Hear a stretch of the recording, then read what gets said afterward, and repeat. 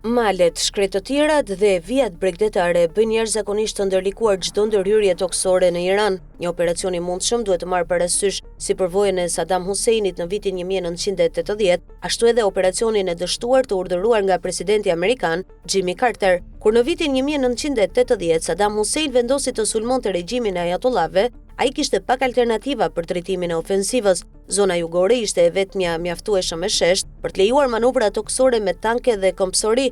Megjithatë, pas disa sukseseve fillestare, sulmi u ndal dhe lufta u shndërrua në një konflikt shkatrues që zgjati 8 vjet. Në të njëjtën periudhë, presidenti amerikan Jimmy Carter urdhëroi një operacion për lirimin e pengjeve në Teheran, por forca ajrore e dërguar dështoi në shkretëtirën e Tabasit për shkak të incidenteve dhe kushteve të pafavorshme atmosferike. Këto dy episode, megjithëse të ndryshme, tregojnë një avantazh të rëndësishëm të Iranit: gjeografin. Vendi mund të përshkruhet si një fortesë natyrore, e ndërtuar nga hapësira detare dhe një territor i ashpër. Bastioni i parë ndodhet në perëndim me malet Zagros, i dyti në veri me vargmalet Alborz. Në lindje shtrihen shkretëtirat, ndërsa në jug një vijë bregdetare e thyer me lartësi që mund të shfrytëzohen si pozicione mbrojtëse për të fshehur kurthe dhe për të organizuar rezistencën. Në qendër të këtij kuadrati ndodhet një pllaj e madhe që u jep strategëve thellësi shtesë mbrojtëse. Disa prej qendrave bërthamore të konsideruara si objektiva të mundshëm për një aksion të forcave speciale amerikane mbrohen dy fish nga terreni. Ato janë ndërtuar brenda maleve dhe përfshin bunker,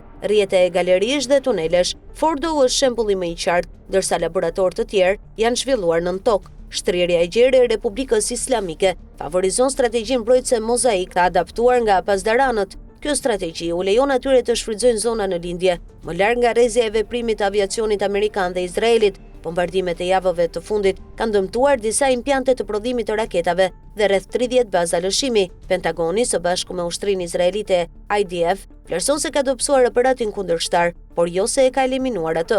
Edhe për shkak të karakteristikave gjeografike, kjo mbetet e pamundur. Irani është përgatitur prej dekadash për një konflikt të tillë dhe ka përmirësuar sistemin duke marrë parasysh përvojat e mëparshme. Edhe veprimet e mundshme amerikane në det duhet marrin parasysh terrenin. Ushtica e Hormuzit është e ngushtë si në emër, ashtu edhe në realitet, me një kalim të kufizuar në dy korridore. Përreth ka relief malor dhe ujëra të cekta. Marina iraniane ka parashikuar humbjen e njësive të mëdha, duke u mbështetur në taktika sulmi në tuf, mjete të vogla shpërthyese, dron kamikaz dhe anije të vogla që mund të hedhin mina dhe raketa. Gjithashtu përdoren raketa me rrezet të shkurtër dhe dron Shahid për të goditur zona të kontrolluara nga forcat amerikane, si ishujt apo objekte strategjike të mbrojtura nga marinsa dhe njësitë ajrore. Skenari parashikuar nga pasdaranët bazohet në 3 objektiva: ta bëjnë çdo sulm amerikan shumë të kushtueshëm, të ruajnë rezistencën në çdo rrethan, qoftë reale apo simbolike, dhe të shkaktojnë pasojë të gjera për kundërshtarin, duke përdorur mjetet në dispozicion. Nga ana tjetër, Komanda Qendrore e Shteteve të Bashkuara e ka studiuar Iranin prej dekadash dhe ka zhvilluar plane të përshtatura.